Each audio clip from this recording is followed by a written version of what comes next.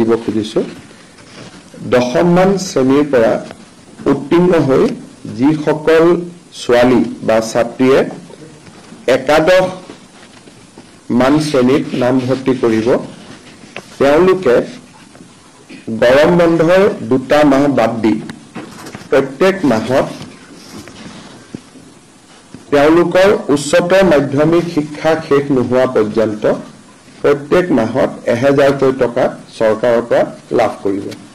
অৰ্থাৎ higher secondary first ইয়াৰত এইবাৰ যিসকল ছোৱালীয়ে নামভৰ্তি কৰিছে তেওঁলোকে হায়াৰ সেকেন্ডাৰী পৰীক্ষা বা পাঠ্যক্ৰম সম্পূৰ্ণ কমপ্লিট নকৰালৈ 1000 টকা চৰকাৰৰ পৰা প্ৰতি মাহত তেওঁলোকে পাব আৰু এই পুঁজিটো প্ৰত্যেক মাহৰ 11 তাৰিখে তেওঁলোকৰ বেংক একাউণ্টত চৰকাৰে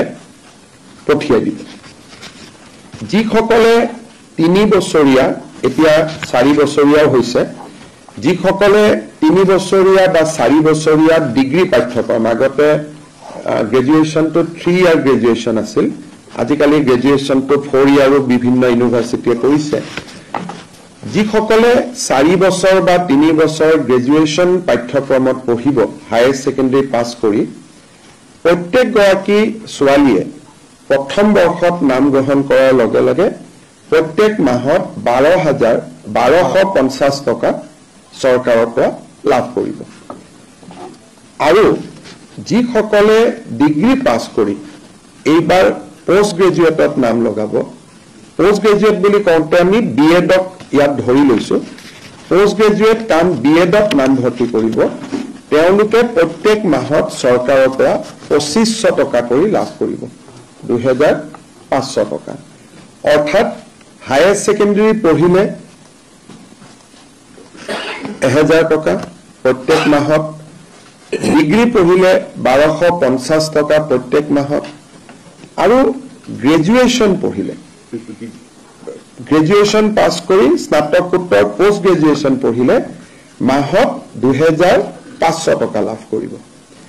ইয়াত কেইটামান চৰ্ত আছে প্ৰথম চৰ্তটো হ'ল যে যিখিনি ছোৱালীক আমি হায়াৰ সেকেন্ডাৰী পৰীক্ষাত ভাল ৰিজাল্ট কৰাৰ কাৰণে আমি স্কুটি দিওঁ তেওঁলোকক আমি নিযুত মইনা আঁচনিত অন্তৰ্ভুক্ত কৰা নাই কাৰণ স্কুটি এখনৰ দাম প্ৰায় 70000 টকা হৈ গৈ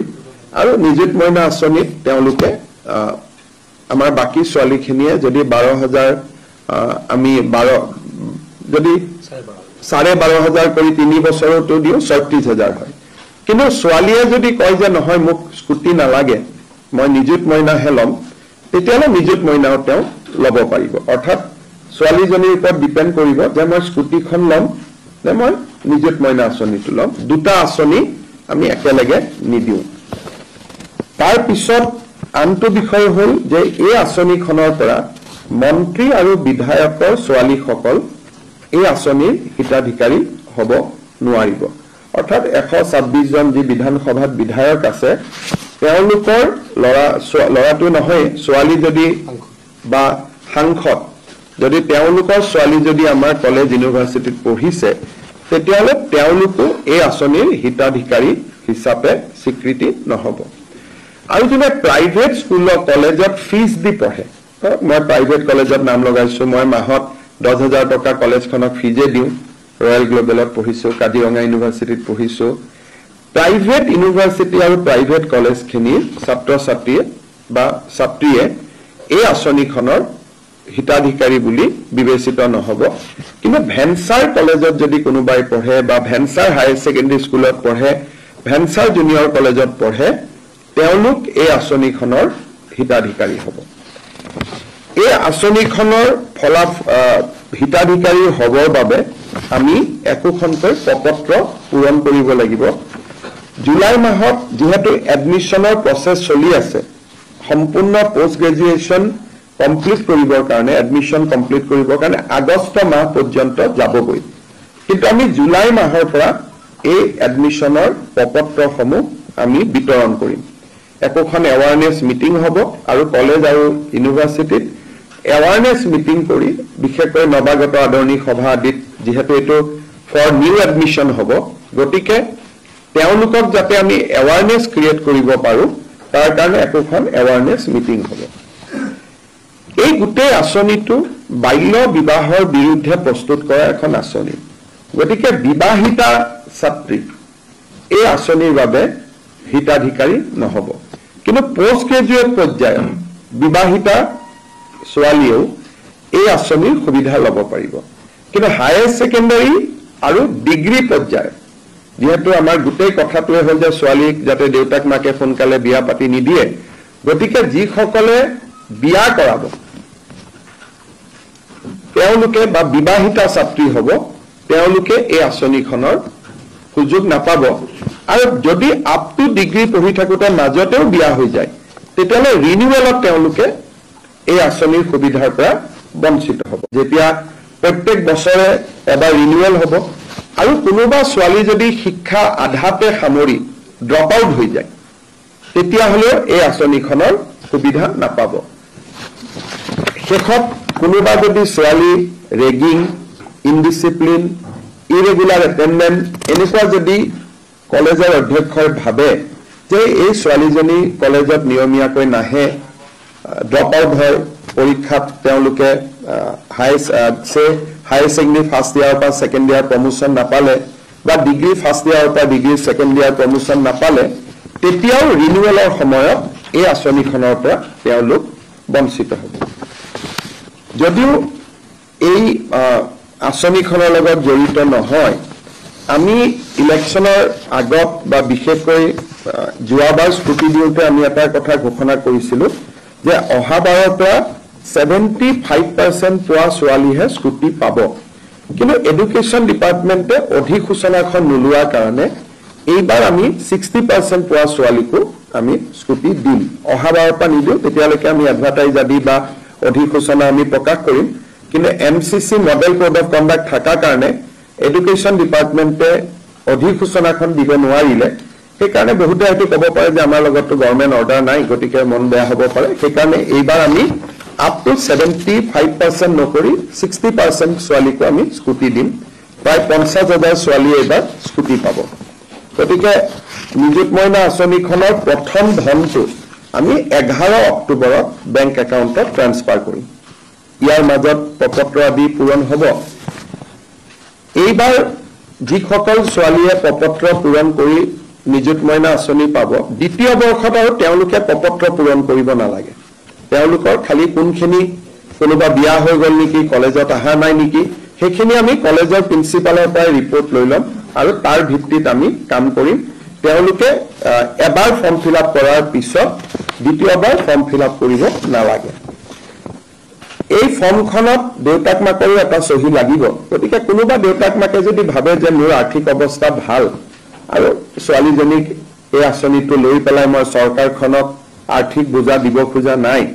কোনোবা ছোৱালী যদি নিজে আঁতৰি আহিব খোজে বা দেউতাক মাকে যদি আঁতৰাই দিব খোজে তেতিয়া তেওঁলোকে স্বইচ্ছাই পাৰিব আদাৰৱাইজ ইয়াত কোনো ইনকাম স্লেব নাই BPL APL বুলি কথা নাই কলেজ বা মহাবিদ্যালয় বা বিশ্ববিদ্যালয়ত যোনেই পঢ়ে তেওঁলোকে এই আঁচনিখনৰ সুফল পাব এই আঁচনিখনৰ প্ৰপত্ৰ মই আগতে কোৱাৰ দৰে জুলাইৰ 1 তাৰিখৰ পৰা আমি কলেজবিলাকত বিতৰণ আৰম্ভ কৰিম বিশ্ববিদ্যালয়ত বিতৰণ ছেপ্টেম্বৰত হ'ব কাৰণ তেওঁলোকৰ এডমিশ্যন আগষ্টলৈকে চলি থাকিব আৰু প্ৰথম ইনষ্টলমেণ্টটো আমি 11 অক্টোবৰত দিম আৰু তাৰ পৰা তেওঁলোকে নিয়মীয়াকৈ পাই থাকিব জুন আৰু জুলাই মাহত তেওঁলোকে এই আঁচনিটো নাপাব কাৰণ জুন আৰু জুলাইত মেক্সিমাম এডুকেশ্যন ইনষ্টিটিউট বন্ধ থাকে আৰু আমি আঁচনিখন 10 মাহৰ বাবে আমি দিম এটা বছৰত সেইকাৰণে প্ৰত্যেক বছৰে জুন আৰু জুলাই মাহত এইটো ডিবিটি নহয় আন মাহকেইটাত এই আঁচনিটোৰ ডিবিটি হৈ থাকিব এই আঁচনিখনৰ কাৰণে এই বছৰ চৰকাৰে 300 কোটি টকা খৰচ কৰিব আৰু যেতিয়া 4 বছৰ ডিগ্ৰী কোৰ্ছলৈকে কাৰণ এই বছৰ প্ৰথম বৰ্ষৰ ষ্টুডেণ্টখিনিয়ে পাব লাহে লাহে দ্বিতীয় তৃতীয় চতুৰ্থ ইয়াৰলৈকে পাব টোটেল 10 লাখ ছোৱালীক এই আঁচনিখন আমি সুবিধা দিম তাৰমানে এই আঁচনিখন আমি হিচাপ কৰি চাইছো 5 বছৰ এই আঁচনিখন চলিব আৰু শেষৰ বছৰলৈকে যেতিয়া আমি হিচাপ কৰিম শেষ বছৰটোত এই আঁচনিৰ পৰিমাণ বা আউটগো 1500 কোটি টকা হ'ব এই বছৰ 300 কোটি হ'ব অহা বছৰ 600 কোটি হ'ব তাৰ পিছৰ বছৰ অকল ডিগ্ৰীত থাৰ্ড ইয়াৰ থাকে হায়াৰ সেকেন্ডাৰী নাথাকে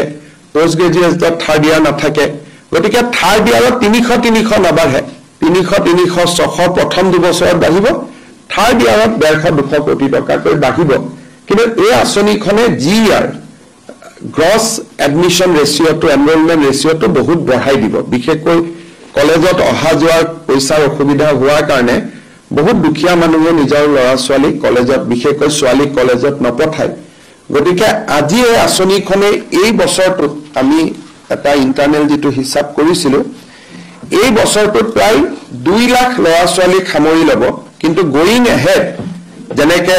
অলপ আগতে ৰমেশ পেগু ডাঙৰীয়াৰ কেবিনেটত এটা ডেটা দিছিলে যে স্কুটি ফাৰ্ষ্ট ডিভিজন কৰা ছোৱালীয়ে পাই কাৰণে এইবাৰ 40,000 ছোৱালীয়ে হায়াৰ সেকেন্ডাৰী ফাৰ্ষ্ট ডিভিজন পাইছে কিন্তু লৰাই ফাৰ্ষ্ট ডিভিজন পাইছে 11-12,000 তাৰমানে ছোৱালীৰ ফাৰ্ষ্ট ডিভিজনৰ সংখ্যাটো স্কুটিখনৰ কাৰণে বহুত বাঢ়ি গৈ আছে মই ভাবো যে নিযুত মইনা আঁচনিখনেও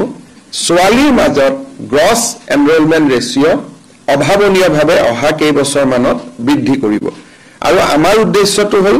যে বাল্য বিবাহ বা ড্ৰপ আউটৰ বিৰুদ্ধে যুঁজিবৰ কাৰণে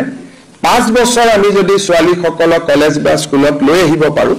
তাৰ পিছতে অপমুদত চলি থাকিব বা স্বয়ংক্ৰিয়ভাৱে কাৰণ বায়েক গৰাকী যদি স্কুলত গৈছে ভনীয়েক গৰাকীও পিছত স্কুলত যাব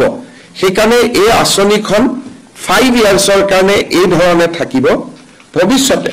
5 বছৰ পিছত আঁচনিখনৰ সফলতা বিফলতাৰ ওপৰত নিৰ্ভৰ কৰি তাক ৰিফাইনো কৰিব পৰা যাব মডিফাই কৰিব পৰা যাব কিন্তু আজি কেবিনেটে ইয়াক